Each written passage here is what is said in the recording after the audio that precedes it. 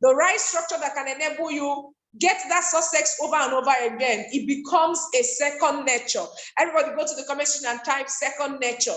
Now, in this new dawn, our expectation is that success will be our second nature. No, we're not just going to be getting success. We're not just going to be achieving success. In this new dawn, success is going to be our second nature. Like when they see you, they see success. When they see you, they see massive success. And that is why we're here today. So I think we'll be saying a short prayer this morning. This night as we start. Father, we pray in Jesus' name. We thank you for the privilege for bringing us to day 3, and we are super excited for everything, the enablement, the strength, and the way you have prepared all this meal for us. Thank you for giving us the grace. Thank you for giving us the wisdom to do exploits. We give you all the glory. We give you all the honor. We give you all the adoration. And we ask that you should come and go ahead of us, that at the end of today, we'll come back to say, thank you, Lord, for everything you have done for us. Blessed be the holy name of our Father. For in Jesus' mighty name we pray. Amen. Thank you, thank you, thank you. So everybody, I want us to go over to the comment section right now as we welcome our speaker, the person God is going to use this evening to impact us. Ladies and gentlemen, give it up to Ambassador Samuel Mweke. Ambassador Sam, you're welcome. Let's go back to the comment section. Let's unmute ourselves and welcome him. You're welcome. You're welcome. You're welcome. We love you. Welcome, Ambassador. Welcome, Ambassador Sam. Welcome. We love you. Welcome. Good evening. Good evening. Good evening. Thanks so much, Ambassador Debbie. Good evening. Thank you. Sorry, please unmute yourself back. Thank you. Okay. So please help me make my second device co-host, Weke Samuel. Okay. So amazing evening, everyone. Please let me sincerely apologize. I will not be using video today. I sincerely apologize. Tomorrow will be a whole lot of energy and a lot of value to be delivered tomorrow. Now, this evening, tomorrow I'm supposed to come and share the act of masterminding tonight, but I'm just going to take it to tomorrow because there's something you need to know before you begin to learn the act of masterminding. There's something you need to know. Now, El Nightingale calls it the strangest secret. Who has watched that video, the strangest secret, before? Who has seen that video before? If you have seen the video, if you comment I on the comment section, the strangest secret by El Nightingale. The strangest secret. Awesome. Now you see. Okay. All right. So what is going to happen is I'm going to, of course, I'll be sharing that video shortly. But you see that video, I want us to meditate on it. At this particular point, zero distraction. Because I'm not going to teach you how to mastermind if you don't know the strangest secrets. This is like a preparation. Trust me, this is a whole build-up. By the time I'm through tomorrow, it will not be possible that you're in this business. I don't know how to build millions, build a team of millionaires, and it will not be possible. Trust me. I know Ambassador Debbie has done an amazing job passing that information, but trust me when I say I'm going to make that, I'm going to help you with that. But the preparation is more important. The preparation is more important than than even teaching the system, because it's more like me just giving a gun and not telling you how to shoot, right? There's no need giving someone a gun and not showing them how to shoot. So the first thing is, what are the basics of shooting? First of all, understand there's something called bullets. Understand where you have to, cock the gun, put it on safety, where you need to pull the trigger. So I'm going through all those nitty-gritties today to prepare us for tomorrow. So ladies and gentlemen, for the next 30 minutes, I'm going to need our eyes to be glued on the screen. I'll be here with you. I'll need our eyes. I don't want to do this on slide. I want us to hear directly from the horse's mouth, okay? Our eyes to be glued on it. And after this, we're going to do a bit of a conversation on it. for the D-Day, which is tomorrow. I heard Ambassador Dr. Mba is coming tomorrow, so I will also be here to collect free mentorship. Amen? Okay, so let's do this. A Nobel Prize winner, was being interviewed in London, and a reporter asked him, "Doctor, what's wrong with men today?" The great doctor was silent a moment, and then he said, "Men simply don't think." And it's about this that I want to talk with you. We live today in a golden age. This is an era that man has looked forward, dreamed of, and worked toward for thousands of years. But since it's here, we pretty well take it for granted. We in America are particularly fortunate to live in the richest land that ever existed on the face of the earth, a land of abundant opportunity for everyone. But do you know what happens? Let's take 100 men who start even at the age of 25. Do you have any idea what will happen to those men by the time they're 65? These 100 men who all start even at the age of 25 believe they're going to be successful. If you asked any one of these men if he wanted to be a success, he'd tell you that he did. And you'd notice that he was eager toward life, that there was a certain sparkle to his eye, an erectness to his carriage, and life seemed like a pretty interesting adventure to him. But by the time they're 65, 1 will be rich, 4 will be financially independent, 5 will still be working, 54 will be broke. Now think a moment. Out of the 100, only 5 make the grade.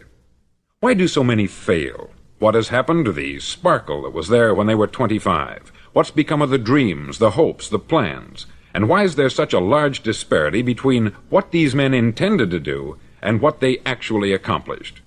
When we say about 5% achieve success, we have to define success. And here's the definition. Success is the progressive realization of a worthy ideal.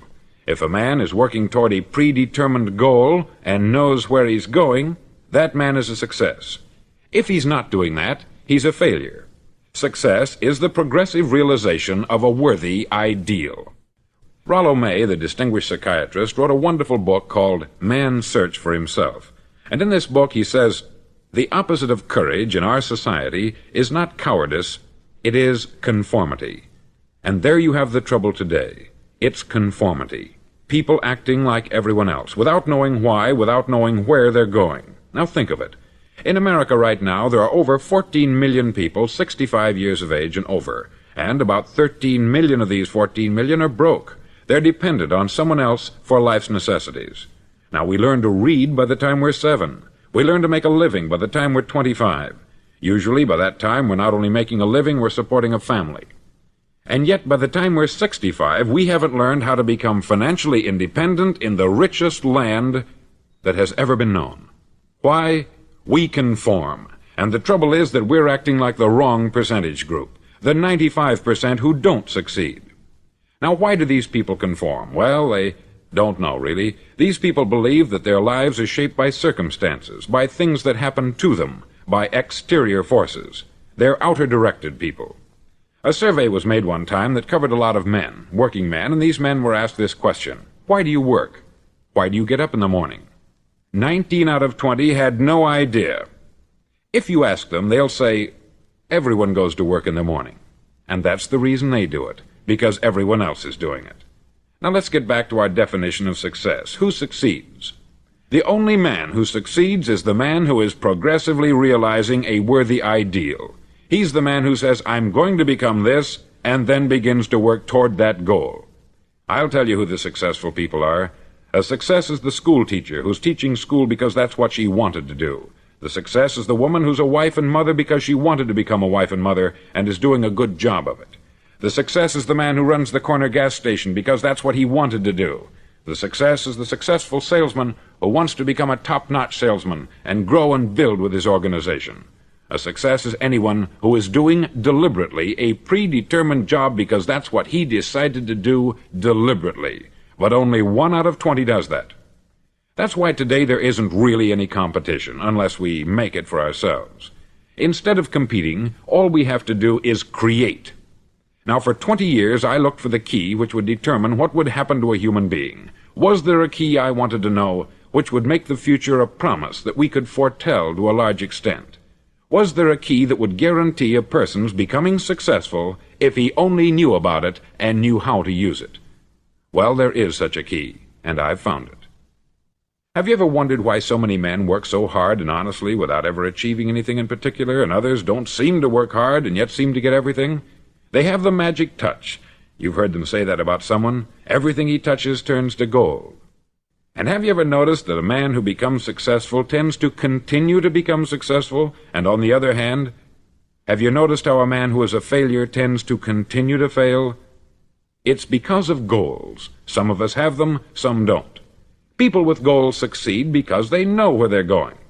Now think of a ship leaving a harbor, and think of it with the complete voyage mapped out and planned. The captain and crew know exactly where it's going and how long it will take. It has a definite goal. 9,999 times out of 10,000 it will get to where it started out to get. Now let's take another ship, just like the first, only let's not put a crew on it, or a captain at the helm. Let's give it no aiming point, no goal, no destination. We just start the engines and let it go. I think you'll agree with me that if it gets out of the harbor at all, it will either sink or wind up on some deserted beach a derelict. It can't go any place because it has no destination and no guidance. It's the same with a human being. Take the salesman, for example. There is no other person in the world today with the future of a good salesman.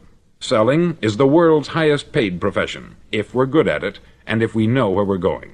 Every company needs top-notch salesmen, and they reward those men. The sky is the limit for them. But how many can you find? Someone once said, the human race is fixed, not to prevent the strong from winning, but to prevent the weak from losing. The American economy today can be likened to a convoy in time of war. The entire economy is slowed down to protect its weakest link, just as the convoy had to go at the speed that would permit its slowest vessel to remain in formation. That's why it's so easy to make a living today. It takes no particular brains or talent to make a living and support a family today. So we have a plateau of so-called security, if that's what a person's looking for. But we do have to decide how high above this plateau we want to aim for. Now let's get back to the strangest secret in the world, the story that I wanted to tell you today. Why do men with goals succeed in life, and men without them fail? Well, let me tell you something which, if you really understand it, will alter your life immediately. If you understand completely what I'm going to tell you from this moment on, your life will never be the same again. You'll suddenly find that good luck just seems to be attracted to you. The things you want just seem to fall in line. And from now on, you won't have the problems, the worries, the gnawing lump of anxiety that perhaps you've experienced before. Doubt, fear, well, they'll be things of the past. Here's the key to success, and the key to failure. We become what we think about. Now let me say that again. We become what we think about. Throughout all history, the great wise men and teachers, philosophers and prophets have disagreed with one another on many different things. It is only on this one point that they are in complete and unanimous agreement. Listen to what Marcus Aurelius, the great Roman emperor, said. He said, "A man's life is what his thoughts make of it." Disraeli said this, "Everything comes if a man will only wait. I have brought myself by long meditation to the conviction that a human being with a settled purpose must accomplish it, and that nothing can resist a will that will stake even existence for its fulfillment." Ralph Waldo Emerson said this, "A man is what he thinks about all day long."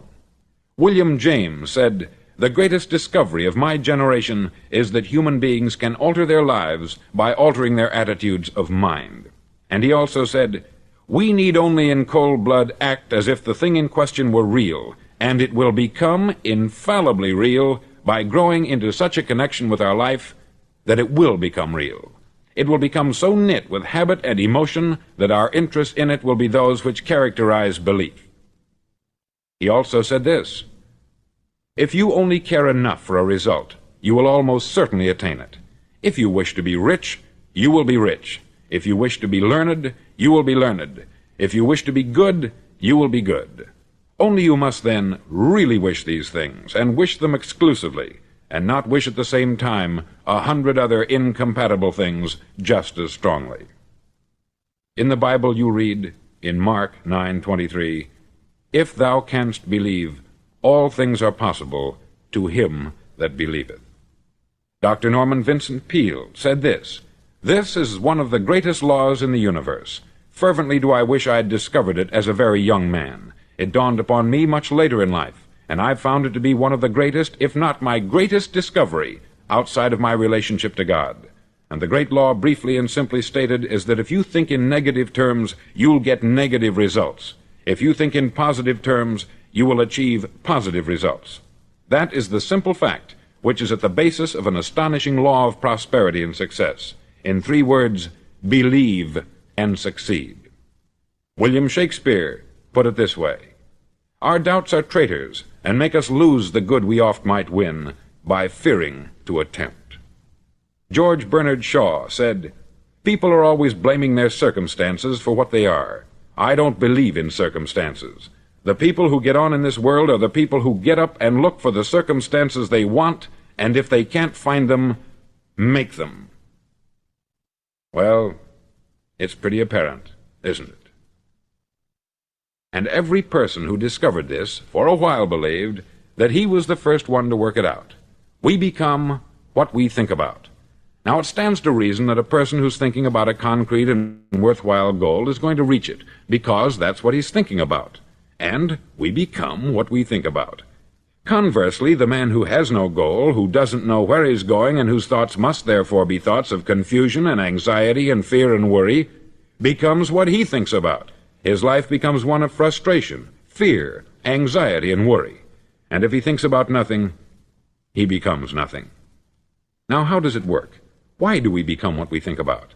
Well, I'll tell you how it works as far as we know. Now, to do this, I want to tell you about a situation that parallels the human mind. Suppose a farmer has some land, and it's good, fertile land. Now, the land gives the farmer a choice. He may plant in that land whatever he chooses. The land doesn't care. It's up to the farmer to make the decision. Now, remember, we're comparing the human mind with the land, because the mind, like the land, doesn't care what you plant in it. It will return what you plant, but it doesn't care what you plant. Now, let's say that the farmer has 2 seeds in his hand. One is a seed of corn, the other is nightshade, a deadly poison. He digs 2 little holes in the earth, and he plants both seeds, one corn, the other nightshade. He covers up the holes, waters, and takes care of the land, and what will happen? Invariably, the land will return what is planted. As it's written in the Bible, as ye sow, so shall ye reap. Remember, the land doesn't care. It will return poison in just as wonderful abundance as it will corn. So up come the 2 plants, one corn, one poison. Now, the human mind is far more fertile, far more incredible and mysterious than the land, but it works the same way. It doesn't care what we plant. Success, failure. A concrete, worthwhile goal, or confusion, misunderstanding, fear, anxiety, and so on. But what we plant, it will return to us. You see, the human mind is the last great unexplored continent on the earth. It contains riches beyond our wildest dreams. It will return anything we want to plant. Now, you might say, well, if that's true, why don't people use their minds more? Well, I think they've figured out an answer to that, too. Our mind comes as standard equipment at birth. It's free, and things that are given to us for nothing we place little value on. Things that we pay money for, we value.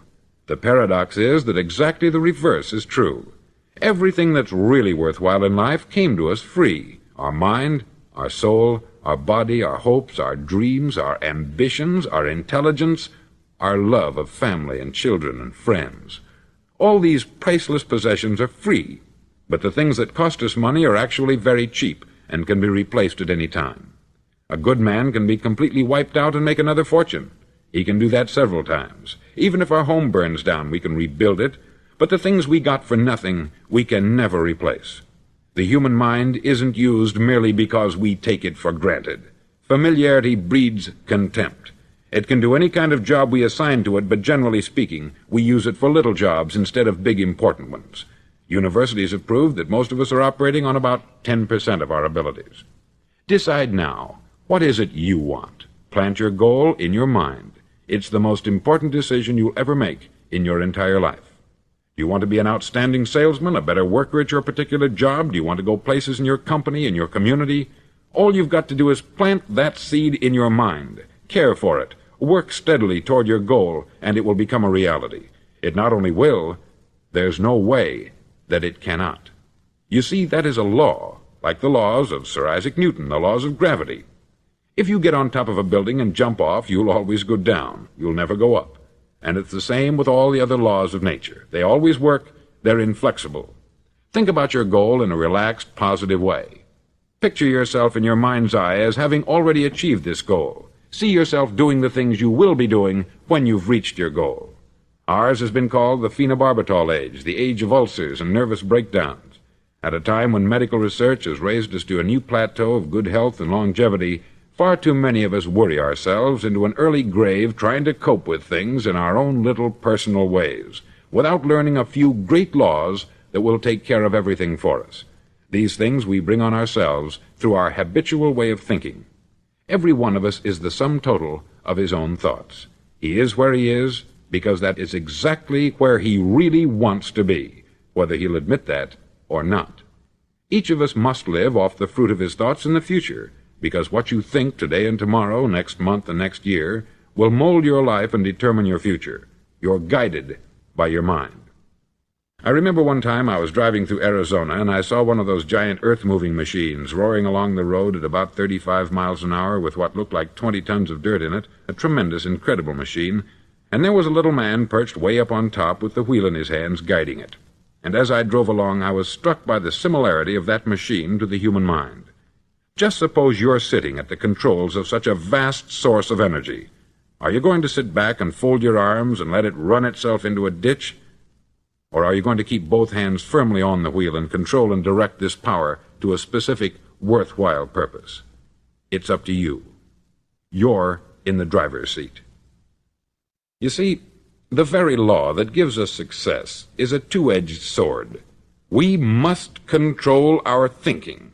The same rule that can lead a man to a life of success, wealth, happiness, and all the things he's ever dreamed of for himself and his family, that very same law can lead him into the gutter. It's all in how he uses it, for good or for bad. This is the strangest secret in the world. Now, why do I say it's strange, and why do I call it a secret? Actually, it isn't a secret at all. It was first promulgated by some of the earliest wise men, and it appears again and again throughout the Bible. But very few people have learned it, understand it. That's why it's strange, and why, for some equally strange reason, it virtually remains a secret. I believe that you could go out and walk down the main street of your town and ask one man after another what the secret of success is, and you probably wouldn't run into one man in a month who could tell you. Now, this information is enormously valuable to us, if we really understand it and apply it. It's valuable to us not only for our own lives, but the lives of those around us, our family, employees, associates, and friends. Life should be an exciting adventure. It should never be a bore. A man should live fully, be alive. He should be glad to get out of bed in the morning. He should be doing a job he likes to do because he does it well. One time I heard Grove Patterson make a speech, the editor-in-chief of the Toledo Daily Blade, and as he concluded his speech, he said something that I've never forgotten. He said something like this: "My years in the newspaper business have convinced me of several things, among them that people are basically good, and that we came from someplace, and we're going someplace. So we should make our time here an exciting adventure. The architect of the universe didn't build a stairway leading nowhere." And the greatest teacher of all, the carpenter from the plains of Galilee, gave us the secret time and time again. As ye believe, so shall it be done unto you. I've explained the strangest secret in the world and how it works. Now I want to explain how you can prove to yourself the enormous returns possible in your own life by putting this secret to a practical test. I want you to make a test that will last 30 days. Now, it isn't going to be easy. If you'll give it a good try, it will completely change your life for the better. Back in the 17th century, Sir Isaac Newton, the English mathematician and natural philosopher, gave us some natural laws of physics which apply as much to human beings as they do to the movement of bodies in the universe. Now, one of these laws is that for every action, there is an equal and opposite reaction. Simply stated, as it applies to you and me, it means we can achieve nothing without paying the price. The results of your 30-day experiment will be in direct proportion to the effort you put forth. To be a doctor, you must pay the price of long years of difficult study. to be successful in selling, and remember that each of us succeeds to the extent of his ability to sell, selling our families on our ideas, selling education in schools, selling our children on the advantages of living the good and honest life, selling our associates and employees on the importance of being exceptional people, to, of course, the profession of selling itself. But to be successful in selling our way to the good life, we must be willing to pay the price. Now, what is that price? Well, it's many things. First, it's understanding emotionally, as well as intellectually, that we literally become what we think about, that we must control our thoughts if we're to control our lives. It's understanding fully that, as ye sow, so shall ye reap. Secondly, it's cutting away all the fetters from the mind and permitting it to soar as it was divinely designed to do. It's the realization that your limitations are self-imposed, and that the opportunities for you today are enormous beyond belief. It's rising above narrow-minded pettiness and prejudice. Thirdly, to use all your courage to force yourself to think positively on your own problem, to set a definite and clearly defined goal for yourself, to let your marvelous mind think about your goal from all possible angles, to let your imagination speculate freely upon many different possible solutions, to refuse to believe there are any circumstances sufficiently strong to defeat you in the accomplishment of your purpose, to act promptly and decisively when your course is clear, and to keep constantly aware of the fact that you are, at this moment, standing in the middle of your own acre of diamonds, as Russell Conwell used to point out. Fourth, save at least 10% of what you earn. It's also remembering that no matter what your present job, it has enormous possibilities if you're willing to pay the price. Now let's just go over the important points in the price each of us must pay to achieve the wonderful life that can be ours. It is, of course, worth any price. 1, you will become what you think about. 2, remember the word imagination. Let your mind soar. 3, courage. Concentrate on your goal every day. 4, save 10% of what you earn. And action. Ideas are worthless unless we act on them. Now I'll try to outline the 30-day test I want you to make. Now keep in mind that you have nothing to lose by making this test, and everything you could possibly want to gain. There are 2 things that may be said of everyone. Each of us wants something, and each of us is afraid of something. I want you to write on a card what it is you want more than anything else. It may be more money. Perhaps you'd like to double your income or make a specific amount of money. It may be a beautiful home. It may be success at your job. It may be a particular position in life. It could be a more harmonious family. Each of us wants something. Write down on your card specifically what it is that you want. Make sure it's a single goal and clearly defined. You needn't show it to anyone, but carry it with you so that you can look at it several times a day. Think about it in a cheerful, relaxed, positive way each morning when you get up, and immediately you have something to work for, something to get out of bed for, something to live for. Look at it every chance you get during the day and just before going to bed at night. As you look at it, remember that you must become what you think about, and since you're thinking about your goal, you realize that soon it will be yours. In fact, it's yours really the moment you write it down and begin to think about it. Look at the abundance all around you as you go about your daily business. You have as much right to this abundance as any other living creature. It's yours for the asking.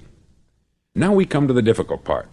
Difficult because it means the formation of what is probably a brand new habit, and new habits are not easily formed. Once formed, however, it'll follow you for the rest of your life.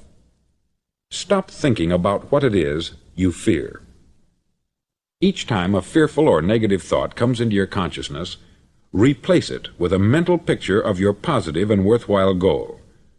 There will come times when you will feel like giving up. It's easier for a human being to think negatively than positively. That's why only 5% is successful. You must begin now to place yourself in that group. For 30 days, you must take control of your mind. It will think only about what you permit it to think. Each day for this 30-day test, do more than you have to do. In addition to maintaining a cheerful, positive outlook, give of yourself more than you've ever done before. Do this knowing that your returns in life must be in direct proportion to what you give. The moment you decide on a goal to work toward, you're immediately a successful person. You're then in that rare and successful category of people who know where they're going. Out of every 100 people, you belong to the top 5. Don't concern yourself too much with how you're going to achieve your goal. Leave that completely to a power greater than yourself. All you have to do is know where you're going. The answers will come to you of their own accord. Remember these words from the Sermon on the Mount, and remember them well. Keep them constantly before you this month of your test. Ask, and it shall be given you. Seek, and ye shall find. Knock, and it shall be opened unto you. For every one that asketh receiveth, and he that seeketh findeth, and to him that knocketh it shall be opened. It's as marvelous and as simple as that. In fact, it's so simple that in our seemingly complicated world it's difficult for an adult to understand that all he needs is a purpose and faith. For 30 days, do your best. If you're a salesman, go at it as you've never done before, not in hectic fashion, but with the calm, cheerful assurance that time well spent will give you the abundance in return you deserve and want. No matter what your job, do it as you've never done it before for 30 days. And if you've kept your goal before you every day, you'll wonder and marvel at this new life you've found. Dorothea Brand, outstanding editor and writer, discovered it for herself and tells about it in her fine book, Wake Up and Live.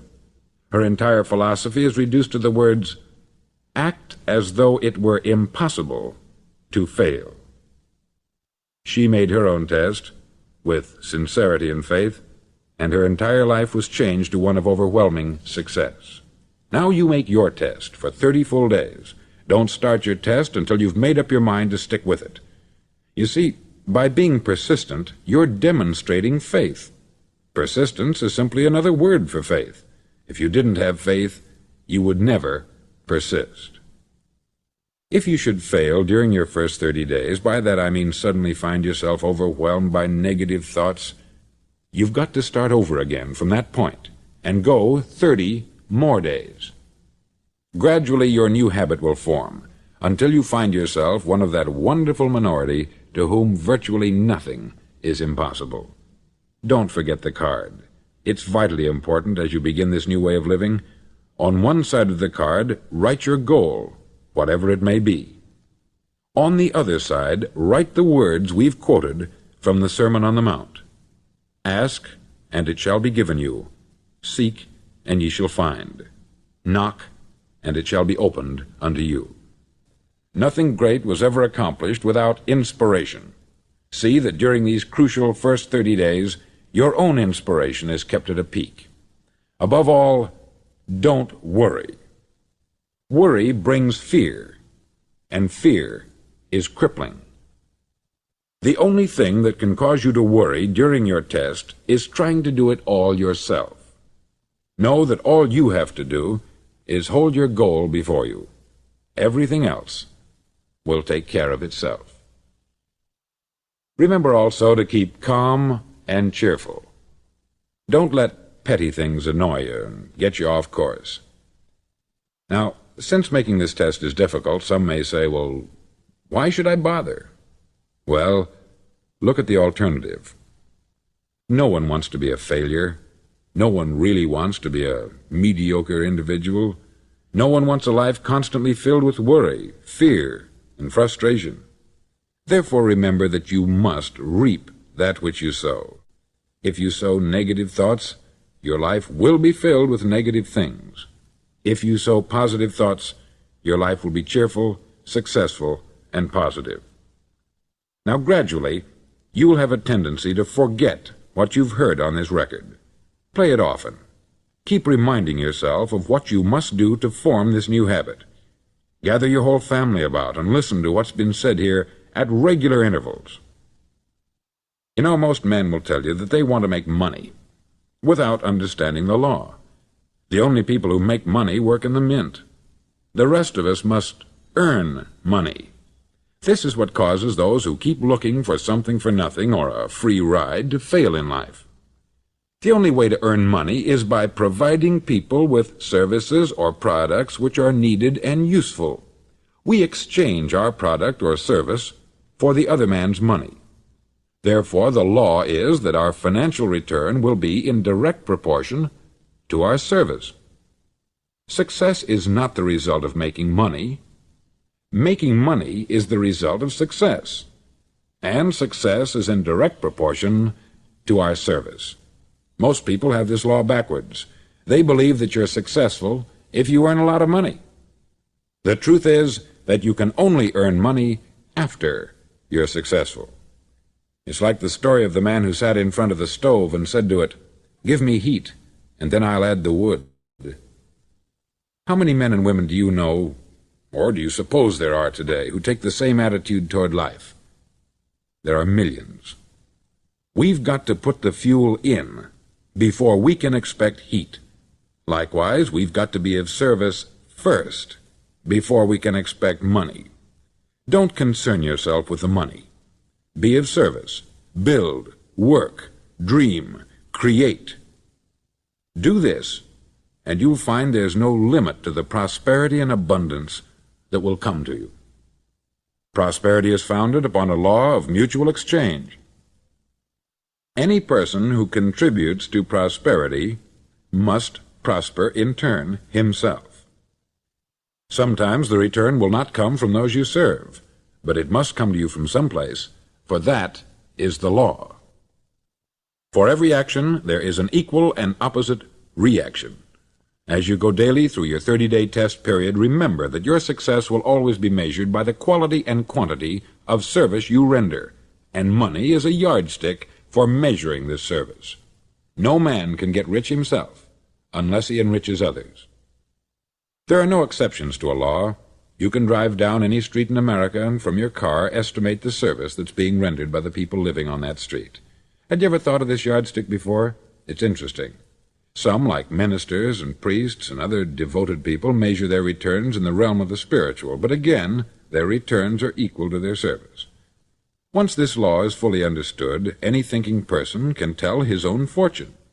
If he wants more, he must be of more service to those from whom he receives his return.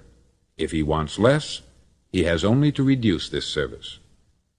This is the price you must pay for what you want. If you believe you can enrich yourself by deluding others, you can only end by deluding yourself. It may take some time, but just as surely as you breathe, you'll get back what you put out. Don't ever make the mistake of thinking you can avert this. It's impossible. The prisons and the streets where the lonely walk are filled with people who tried to make new laws just for themselves. We may avoid the laws of man, but there are greater laws that cannot be broken. An outstanding medical doctor recently pointed out 6 steps that will help you realize success. 1. Set yourself a definite goal. 2. Quit running yourself down. 3. Stop thinking of all the reasons why you cannot be successful, and instead think of all the reasons why you can. 4. Trace your attitudes back through your childhood and try to discover where you first got the idea you couldn't be a success, if that's the way you've been thinking. 5. Change the image you have of yourself by writing out a description of the person you would like to be. And 6. Act the part of the successful person you have decided to become. The doctor who wrote those words is a noted West Coast psychiatrist, David Harold Fink, M.D. Do what all experts since the dawn of recorded history have told you you must do. Pay the price by becoming the person you want to become. It's not nearly as difficult as living unsuccessfully. Make your 30-day test. Then repeat it. Then repeat it again. Each time it will become more a part of you until you'll wonder how you could ever have lived any other way. Live this new way, and the floodgates of abundance will open and pour over you more riches than you may have dreamed existed. Money? Yes, lots of it. But what's more important you'll have peace. You'll be in that wonderful minority who lead calm, cheerful, successful lives. Start today. You have nothing to lose, but you have a life to win. Wow. Okay. First of all, if you've attended some meeting enough where I've spoken, the greatest secret on earth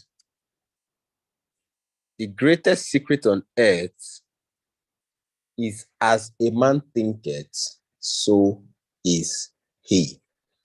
The first day I've been hearing this in church and all of that, the first day I really thought about this, as a man thinketh, so is he. And I started living by these principles. You have no idea what it's about. So you see, by the end of this retreat, and you launch out your challenge, your 90 days challenge, by the end of the new dawn, the person who started the new dawn and the person that will be ending that meeting that last day would not be the same person. I guarantee you that. Okay. So I would have to, as a man thinking, write it down. That is if I open any of my data right now, any of my data from 2019, 2020, 2021, the first written on top of all of them is as a man thinketh, so is he. That is like the number one thing. Even before I write my goals, as a man thinketh, so is he. Okay.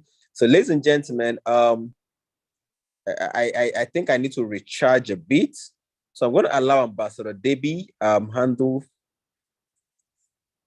the summary of this, and tomorrow get ready, get all your arsenal ready, come empty, because I'm going to try to pour in a lot of information into you tomorrow that will translate to tangible growth. God bless you all tonight for having me. I hope you're able to go through that video. And I would really, don't just hear it now and just shut down. Go on YouTube, search the Strangest Secrets Elle Nightingale, and keep going through it until you really internalize the information there. Thank you so much once more. I love you all. God bless you, and have an amazing retreat ahead. Ambassador Debbie, over to you, ma.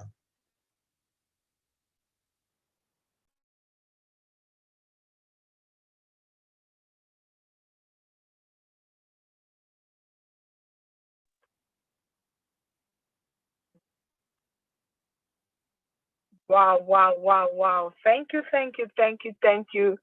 I hope you got value from that video. Ladies and gentlemen, before you sleep this night, play that video again, go through it, and get ready for tomorrow's session.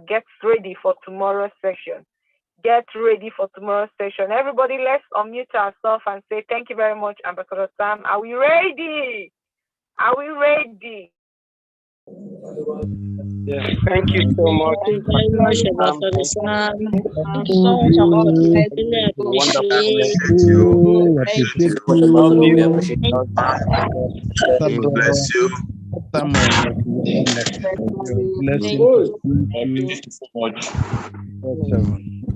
Thank you so much, Ambassador Sam. We love you. Thank you.